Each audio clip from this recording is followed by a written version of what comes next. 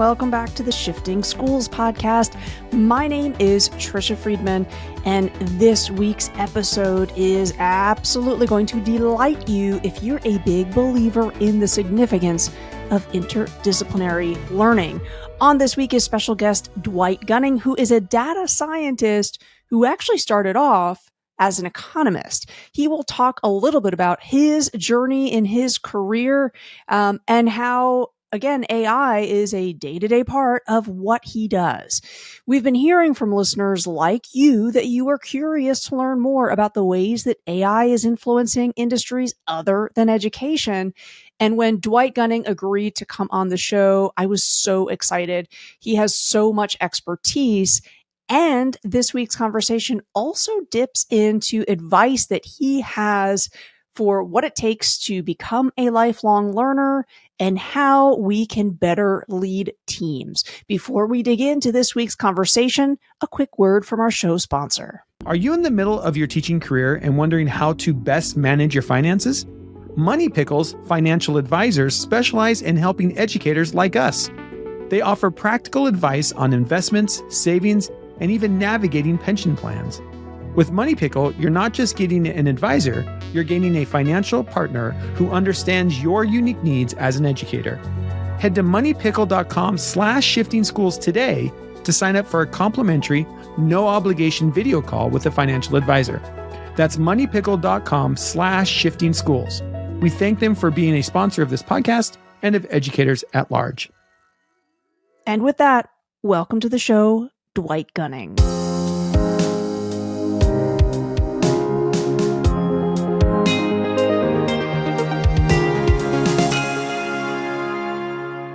Dwight Gunning, thank you so much for being with our listeners today.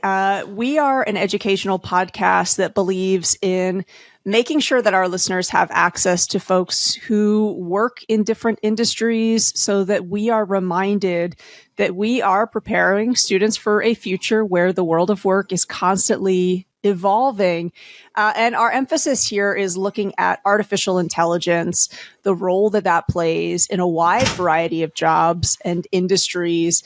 So can we ask you to start things off by talking about the role that AI plays in your work specifically? Again, I know that you kind of wear many different hats. You refer to yourself as a data scientist. That's not all that you do.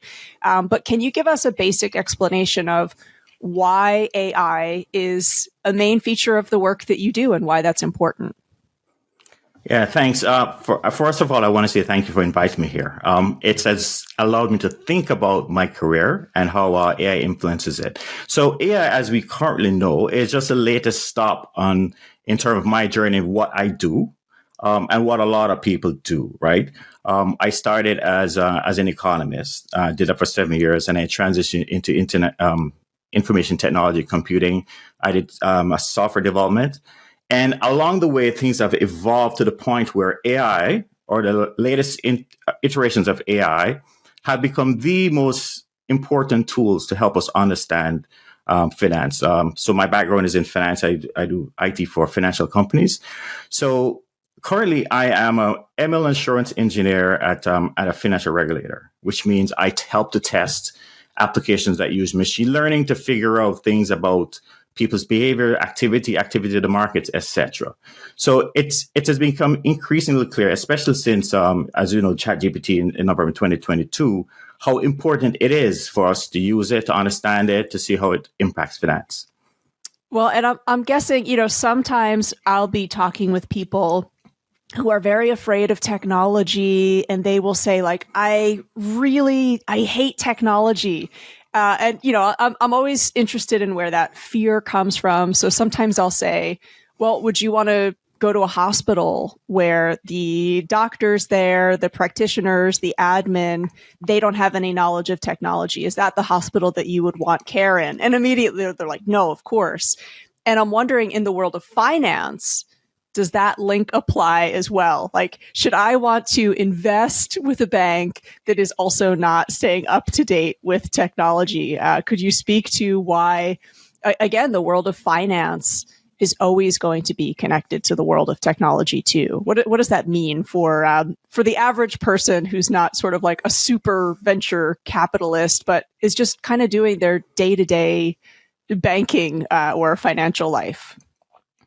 Yeah, so I guess you have to understand things are evolving around us anyway. So regardless of whether we're fearful or not, we have to be up to date with it. So if you think back in the 1990s when you had there was a dot-com boom, there was also a company called PayPal where you could send transactions to people or receive payments for things.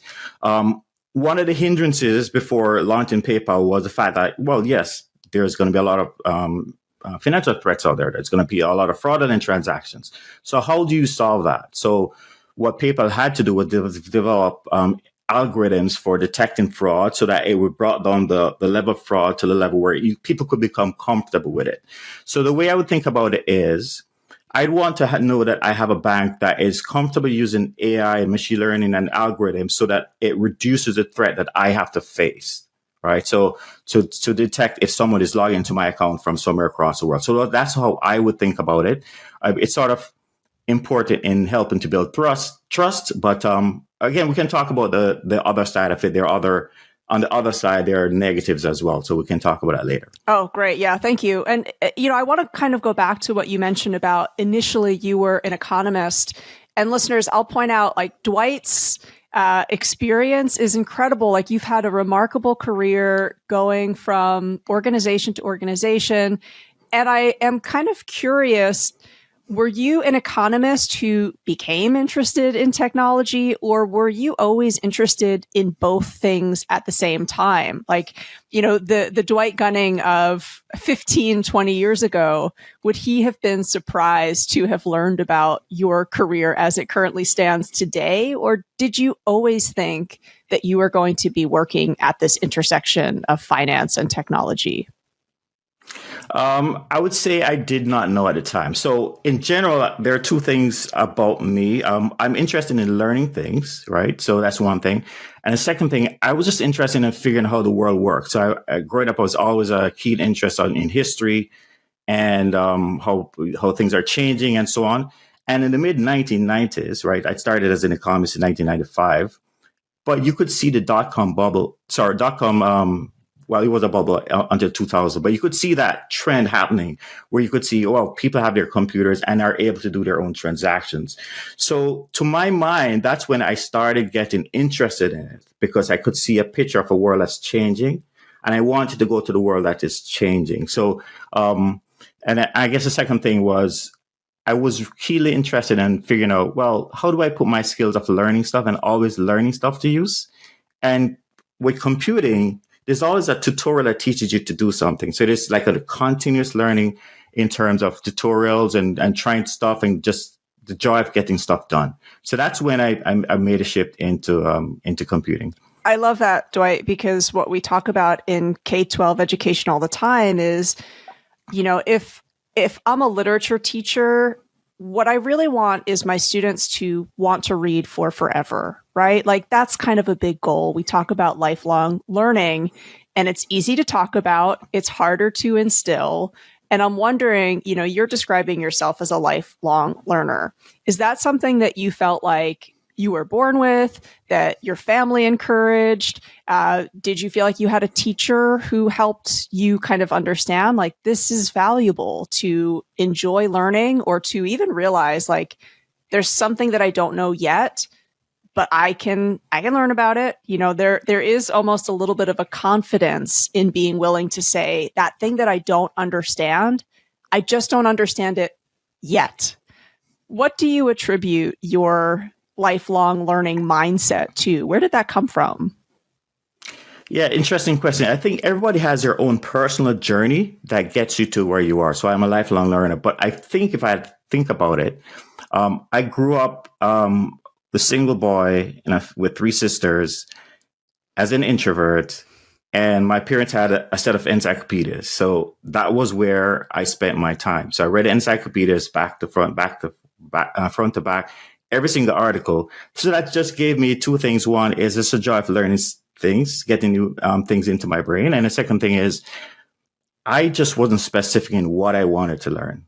So that just gave, I like to learn music. I learn to learn history, everything. So, coming forward to the present day, you don't have encyclopedias like you had then, but you have like the internet just right there on the phone. So every student right now has the ability to do what I did, but in a different path, to actually try different things to see if, if learning this thing or a topic or history or anything would help. Does that stimulate you? So you also need someone to help steer you as well. So maybe there's a mentor that can help you to say, okay, there are different topics, right? But again, that was just my personal path. Everybody has their own. Oh, I thank you for sharing that personal history. It again, it just reminds me that you very much are the definition of a modern day Renaissance man. You have different skills, different interests, and it's about that combination.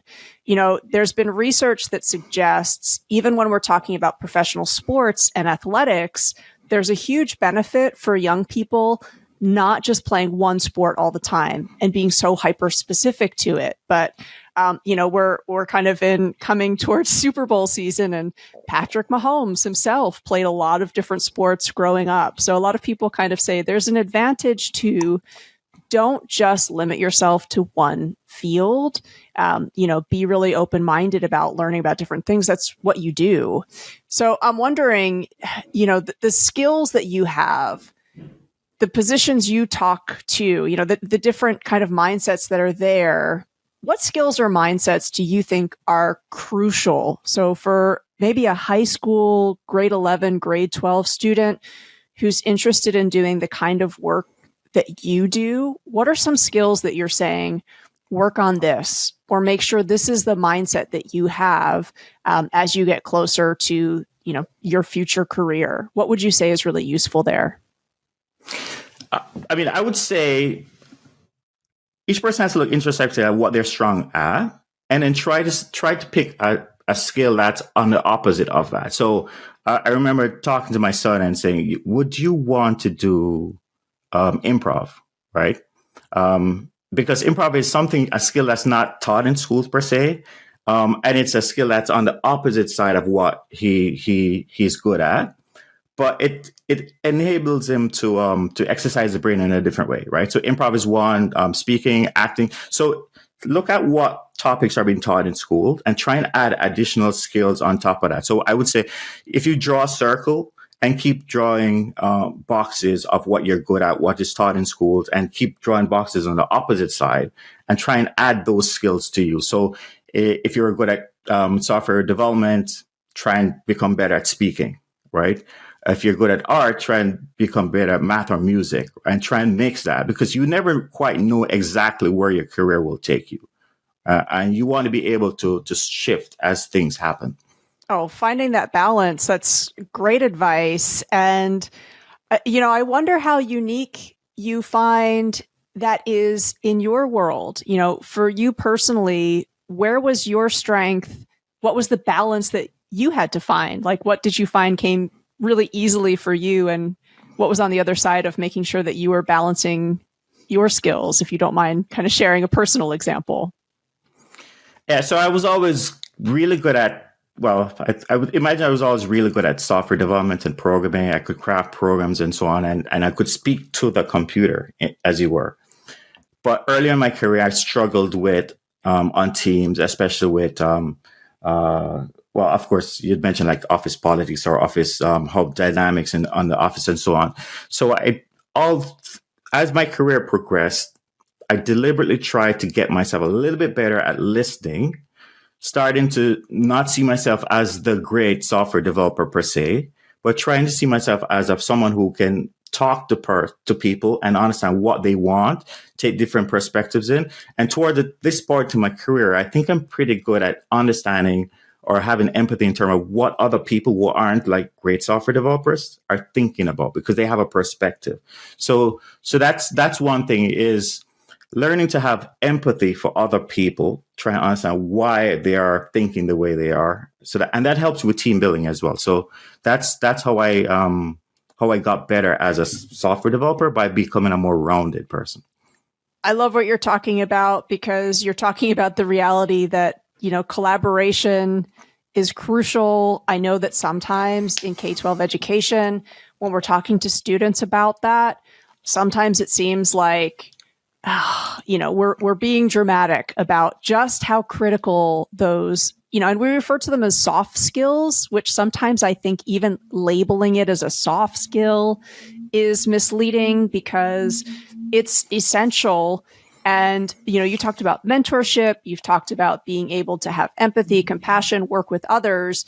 And Dwight, you've coached, and not just coached, but you've also won an event that's called the Create-a-thon. There's a great link about it that we'll include in the show notes. I was fascinated reading about this competition, and I'm wondering if you could say more about why challenges like that are good for team building or are good for, again, fostering innovation. Yeah, that's interesting as well. So I was extremely lucky being at the company that I am. They have an event called the Create-a-thon, where for 3 days each year, you have the ability to form groups or teams with other people in the organization and try and compete to get the best idea. And you present and you can win, right? So early on, and this is a lesson that I learned as well, because I might think I'm brilliant and I have a great idea and I put it forward, right? And then I didn't win the first few years, and I just didn't even come to the finals and make the finals in the first few years. What I've learned since then is that it's not necessarily about being brilliant or having brilliant people on your team or having a brilliant idea. You really want to have an ensemble of brilliant people operating at 80% of their skill sets. So, but the idea, there's an overlap in skills. So you'd have a mix of business, you'd have a mix of technology, UI development. And the interaction among you is where the brilliance of the idea comes from. In other words, you're shaping the idea based on different perspectives, and it comes together in something you can package to the organization.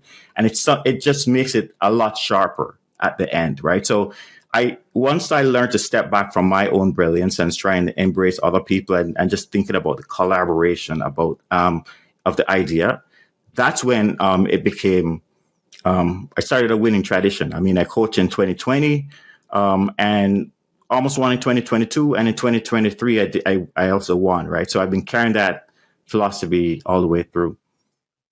Well, it's clearly working for you. And again, I think that schools sometimes also, will have hackathons. We will see competition as not a way for it to just be about, one team beating the other or saying I defeated the other. But it can also be a catalyst for thinking in ways that, I would not have come up with that solution to that problem unless I had a time limit, I had some restraints, or I did have kind of competitors. I've read a lot about the work that Netflix did in trying to come up with their recommender algorithm and how they had a competition for a series of years. And they really feel like it was that competition that helped them get to, their recommender system is secretive, but they also attribute a lot of their success to it. And for folks who maybe don't know the story of that competition, there was also this option where teams could decide, instead of me being a separate team from yours, hey, let's merge and then let's kind of share our work and become a larger team. So, for somebody that's listening and they're hearing you talk about Create-a-thon and they're thinking, you know what? Yes, maybe I want to set up some sort of competition so that problem solvers that I teach or that I coach can just get practice thinking a little bit differently. As a coach, which is a great responsibility, when you are approaching a competition, do you have any advice for somebody who's leading individuals through, a challenge where, as you said, listening is important. We want to make sure that we're welcoming to ideas. We're not necessarily just shooting ideas down. How do you, or what is an approach that you've had where people are really listening to one another? You mentioned PayPal. There would have been a time when someone would have said the idea for that system and other people would have said, that's wild. Nobody will use that. And then, of course, here we are all of these years later and PayPal is very successful. So how do we create a space where we're not just saying to one another, your idea is bad or that would never work? How do we help people just be really open-minded to suggestions or solutions to problems that are completely new and novel? So that's a really good question. So what I've always tried to do on my teams is to rewrite what I'm hearing. So if I'm hearing someone pitch an idea, I'm rewriting it in terms of what's essential about what they're trying to tell me. Because even if that specific idea they're telling me is bad, might not work, or they're better ideas, there's something that they are trying to tell as well. So you ask a follow-up question. So you have to have the skills or the ability to accept something, even if they're pitching, a specific thing. There is some value in whatever they're saying, right? So you're trying to assess what is the value and get them to think about it as well. Can you think about it in a different way? Or the other thing is we are shaping an idea together. And so you sort of round robin and you listen from different perspectives and just rewrite what each person is saying until you have a clearer picture. Because again, you're shaping a group idea that will win. You have to sell it to a judge. So at the point, it has to become sharp. But until then, there's no idea that's final. So at the first day of the Create-a-thon, it's never the final idea. And once everybody's on board with that and say, we're shaping this together, that I think works or has worked for my teams. That's great advice. And I love the idea of it doesn't have to be about loving the whole idea, but is there a part of it that you can build on? I think that's brilliant advice. Dwight, earlier you mentioned, the work that you do, financial institutions are going to need AI for protection, in part because AI can also be used as a weapon. We talk a lot to educators about developing AI literacy and needing to understand how it works, not at the detail that someone like you understands, but also really getting that AI, it's not about it showing up in our lives in some imaginary future, but understanding it's here in our day-to-day lives now. I referenced the Netflix algorithm recommender system. Anybody that's streaming any entertainment service, that's a company that's trying to figure out what have you watched so that they can recommend more. And sometimes when I'm talking about that system, people will say, well, that doesn't have a big influence.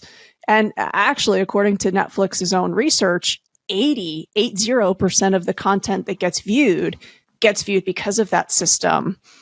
And so I think that does bring up some broader questions around, well, if I'm not always driving the content that I consume, like if I'm a passive consumer, I think there's some ramifications of that. And so anyway, I bring this up because I think it's really important to learn more about these things because there is an impact on society and there can be a positive impact, but there can also be a negative one. Can you say a little bit more about, again, the learning that you have done and how in finance specifically, we need to be aware of the opportunities, how this can help keep our money safe, but also where the risks are. How do you sort of have a foot in both of those worlds? Yeah. So again, the interesting thing about finance is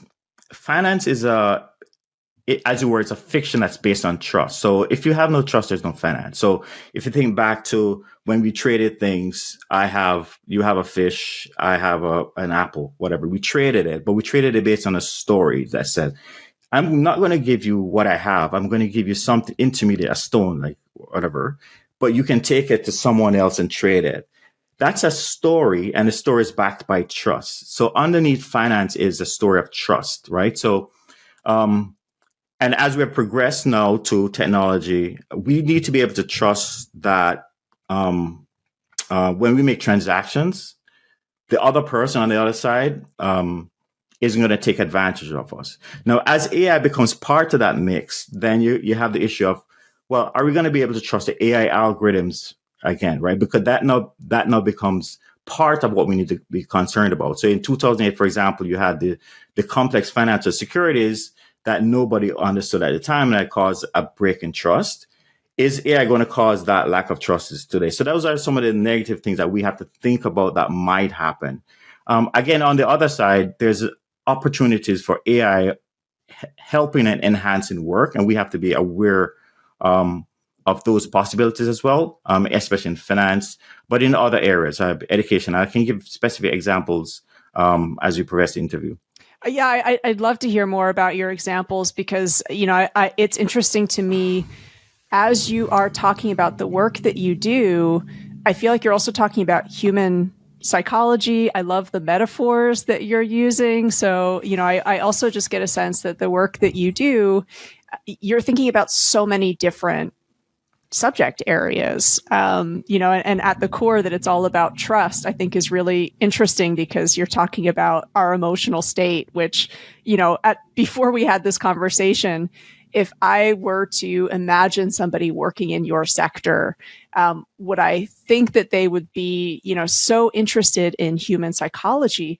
I totally would not have made that connection before, Dwight. So you're really helping me just debunk some of the myths that I've told myself about that industry. But yeah, please proceed with more examples. I'm fascinated by your contributions and already grateful to you coming on the show.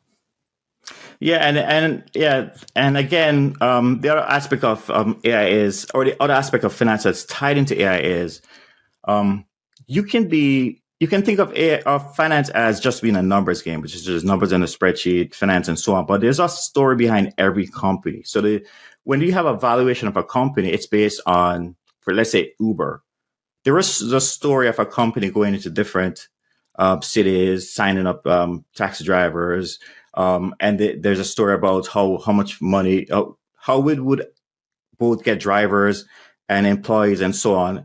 And then you could feed that story into a valuation of the company. And there's similarities. Every company has a valuation, but the valuation is based on the story about the company. In other words, a human has to look at it and say, does that story make sense? And if it does, then that's a value for it. So there's a numerical way of thinking about companies and finance, and there's also a story-based way of thinking about finance and so on. And that ties into the fact that the artificial intelligence that we have now is capable of both. It's capable of crunching numbers, but it's also capable of reading a story and understanding a company or generating it. So, for example, you can actually go to tools now and say, tell me a little bit about this company. Tell me where the sales are going to come and so on. So AI is going to become much more important in us trying to understand finance, both on the number side and on the story side, the human, how we think about it. Yeah, I mean, I don't know if this example kind of connects to that, but often, a lot of schools will have a mission statement. They'll have values. So sometimes an exercise I'll do is, here, ChatGPT, here's what this school says their values and their mission is. If that's to be true, can you give me 10 steps or 10 actions that students would experience that would bring that mission to life? And it kind of becomes an interesting point of comparison of, is this happening in our school? And has ChatGPT, actually really interpreted those values in that mission statement in a way that rings true to us? Yeah. And I'm interested in those sort of use cases where you're using the AI or the ChatGPT to interpret a mission. For example, you could say what the mission statement is, and then you could ask it to generate a set of concrete steps for how you should plan your lesson plans in the following year. So in other words, you are conversing with the AI what your overall goals are, and then it will then translate into specific things. So I'm interested particularly in how can we use AI to manage or to make concrete, words or thoughts that we have. How can we use it to generate things that help us, right? So, so I've been playing with a few ways of using prompts, and I don't know if I should talk about prompts as well. Yeah, absolutely. I always love hearing, I think that's one of the best things that we can be doing right now is sharing with one another the examples, because I feel like every time I have that conversation with somebody, we both realize I wouldn't have thought to have done that before. So please do share the way that you're playing around with prompts. Yeah, so I guess the key thing is we are in a phase where we are now talking to a computer in natural language. That didn't happen before. Like when I started my career, the way we talked to a computer was in programming languages is that you took 2 or 3 years to learn before you could do it. Now we're talking in English. Now we're talking we're just talking to the computer. We're asking it to do things. And the thing is, it's easy to get started, but it's critical that we understand how we can do it. And so I would recommend that we take time to practice. So if you're doing a task, or you can ask the AI to generate an email or start an email or generate a task list. And over time, as you see the limitations, as you see how the computer is talking back to you, you'll become better at figuring out where its strengths and weaknesses are and how you can use it. And I think it's also critical to teach students how to actually use prompts, because I would imagine in 20 years, there's no programming languages anymore. We're just talking to a computer, talking to an AI, and it'll become natural. So that's one of the things I'm keen to see happen in the next 10, 20 years. I'm fascinated to hear you say that you're keen to see it happen because, of course, you have all of that extensive knowledge in programming language. And that's something that I've been curious about is, yes, this technology. And, often people will say the AI technology that we are using today is the worst AI technology that we're going to use. It's just only going to increasingly improve. And can you just say a little bit more about how you're optimistic about that future? Because I guess I would have assumed, Dwight, and you just have me checking all my assumptions in this conversation, I would have assumed that for someone like you, with your extensive knowledge, that you would be, I don't know, maybe a little sad to see some of the program language not necessarily be a must-have. Is there any part of you kind of grieving that? Can you say a little bit more about why you're excited for that future? I don't know if I'm grieving. As I said, I'm just interested in seeing how the world evolves, how history evolves. And I'm seeing it happen right now.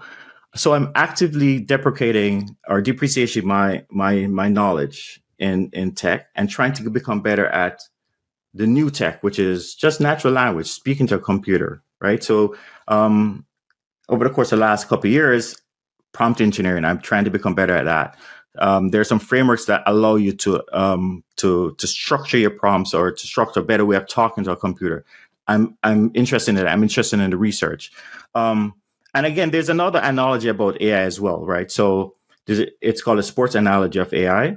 So you can think of it, for example, this is in track and field, for example. If you can think of AI as being like steroids, which give you a short-term benefit, but long-term, it doesn't give you a gain, right?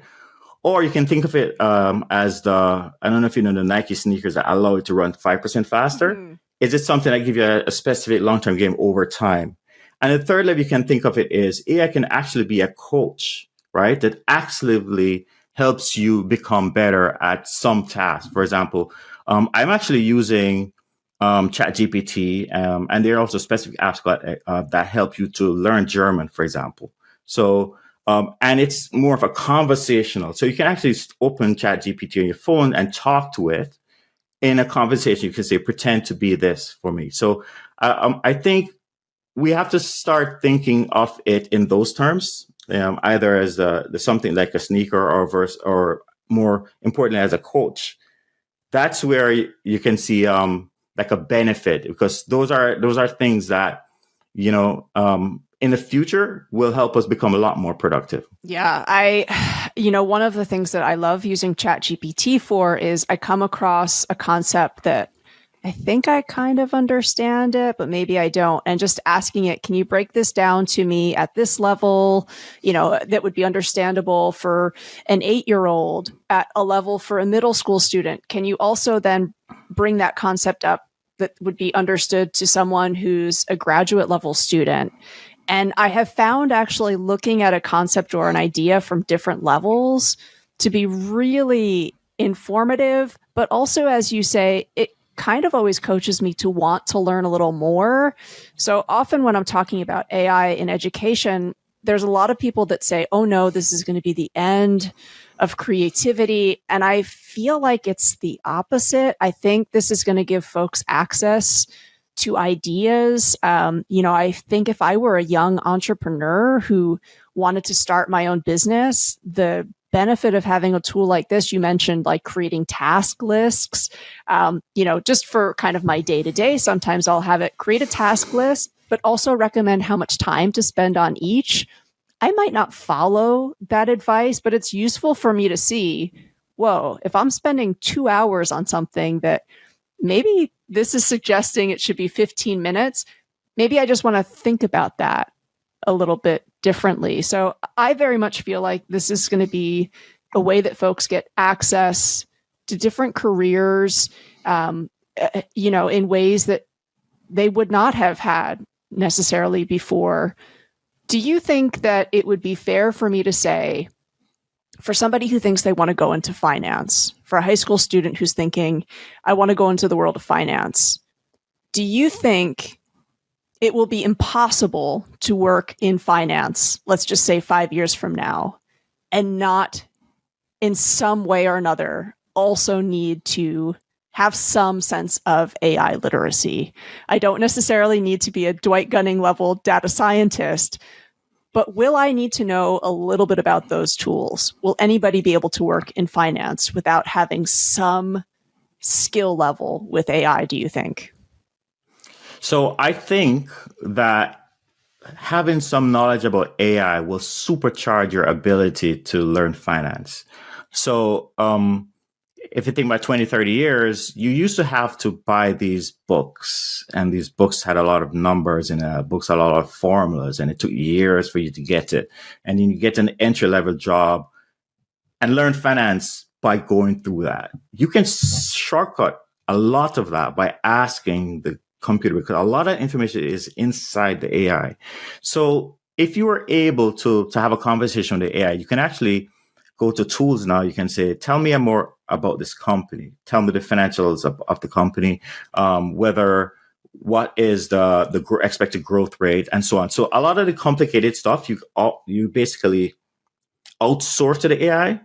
But if you become better at speaking to it basically, I think it would cut like 5 years off your ability to get into finance if you can learn how to talk to the tools. So yeah, I agree. It'd be very difficult, maybe in 5 years, maybe in 10 years, to not know AI and be in finance. But for sure, it will give you a leg up if you start that way and work yourself into it. Yeah. And I know sometimes people will hear the word shortcut and they'll think, well, is that cheating? Maybe this is an example of what you're talking about, but I also will use ChatGPT sometimes if, there's a tricky email that I have to respond to. Sometimes I'll ask it to help me with the drafting of it, right? And it won't always be that I take that version, but it's like it gives me a good rough draft. So it gives me a shortcut to the better draft. And I don't feel like that's cheating, because often what that will mean for me is I have more energy in my day to deal with some other things. So I feel like it's actually, sometimes people hear, the phrase like, it will make you more productive. And it's not that I am necessarily like doing so much more. I would almost say I'm doing certain things better, and I have more energy for the really important human interactions, like, conversations like these. Do you have any thoughts in terms of what you mentioned and what Dwight's talking about is they're just cheating. They're going to take these shortcuts and then not understand. I just want to be really clear. At least my interpretation is that's not what you're talking about at all. Yeah. So that's quite correct. Those examples you gave are exactly what the tools will help you with. To some extent, for example, if you're looking at in schools where you're assessing someone's ability to write an essay and then seeing if they learn just by how it's presented, and if that's the way that it was done before, and then ChatGPT can allow people to cheat, that in itself,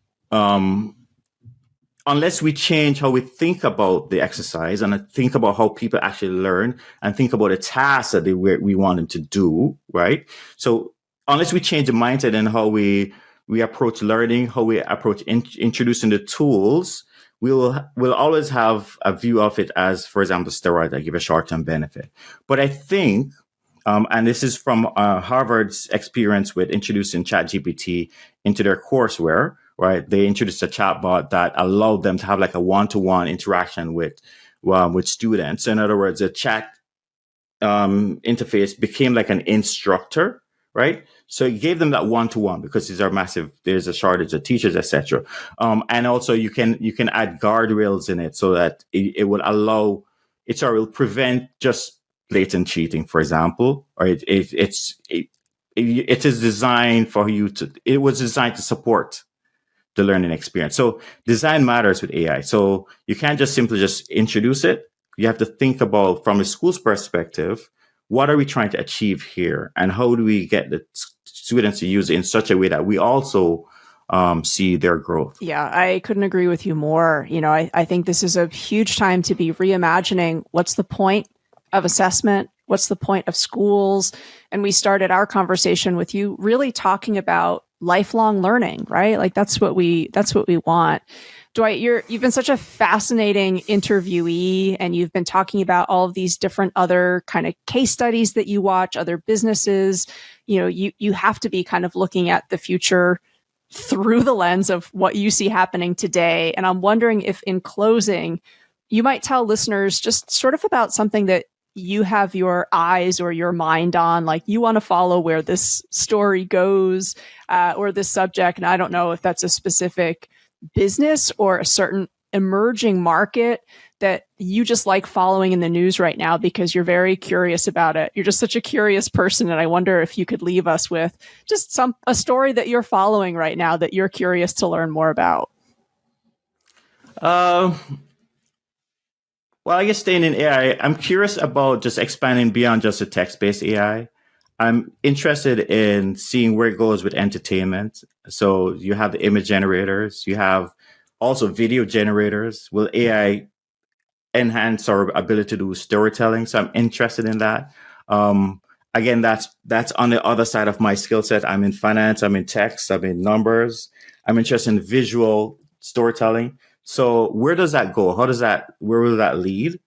So I play a lot of times with DALL-E or Midjourney or these tools that allow you to just generate things. And that just exercises a different part of my brain. So I think that I'm interested in. I think that will become, in addition to just the text, it'll become much more exciting, much more compelling in the future. Yeah, I've been following too, just what this is going to mean for music. And again, I do think it's for folks who maybe in the past have felt like a creative future, working in one of those fields is, oh, am I not a creative person? I feel like these are tools that I also love playing around with. And you talked a lot about like learning how to talk with this technology. Midjourney is an incredible example where, for folks who are in that Discord and you're watching in real time, some of the other prompts that people are using. For anyone who's not used that before, I know that sometimes people think it's like one or two sentences. It's not. It's like, we've got like huge mega prompts that are so descriptive that will often have very specific artistic or, photography terminology in there. Like, I feel like I've learned more about photography through text to image generators than anywhere else. So thank you for landing us with that final example. And you just proven my point that you really are a Renaissance man. We've been so fortunate to get some of your expertise. Dwight, thank you so much for coming on the show. You're really having me feel really optimistic about the future, and also just realizing that even in a world where technology is booming, we're on the cusp of this huge, just new frontier, that human-centered skills, things like listening, things like collaboration, those are not going out of date. Those are in an interesting, ironic way coming to the forefront, and I think are going to become more critical to the work that we do. Thank you for that. Thank you. I was excited to be here. I'm happy. I'm sure I'm going to listen to this episode. But yeah, I'm excited to be here. Thanks. Thank you. As always, folks, thank you for tuning into the Shifting Schools podcast. I do want to let you know we received feedback from a few fellow listeners who were asking if Jeff and I were going to offer anything specific on AI and feedback. So we've taken your feedback on, and coming up this April, we are offering AI-fueled feedback. This is a 90-minute webinar on April 9th. We have it priced at an early bird rate from now until March 5th. So please head on over to the show notes, learn about our early bird rate and learning with Jeff and I this April. You can also find more on AI-fueled feedback by heading over to www.shiftingschools.com. Thanks for listening. See you next week.